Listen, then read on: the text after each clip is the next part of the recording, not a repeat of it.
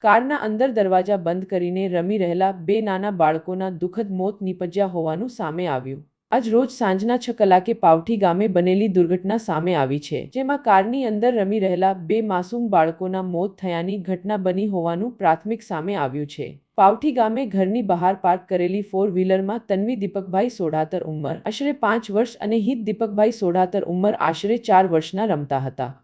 રમતા બાળકો ગાડીની અંદર પ્રવેશ્યા બાદ લોક સિસ્ટમ ચાલુ થઈ જતા કાર અંદરથી બંધ થઈ ગઈ. થોડા સમય બાદ કારના અંદર શ્વાસ ઘૂંટાવા લાગ્યો અને આખરે બંને બાળકોનું દુઃખદ અવસાન થયું. ઘટનાને લઈને ગામમાં શોકની લાગણી ફેલાઈ ગઈ છે અને પરિવારજનો પર આઘાતનો માહોલ છવાઈ ગયો છે. આ દુર્ઘટના માતા-પિતાઓ માટે સાવચેતીરૂપ બની છે, જેથી બાળકો પર સતત નજર રાખવાની હિમાયત માતા-પિતાને કરવામાં આવી રહી છે.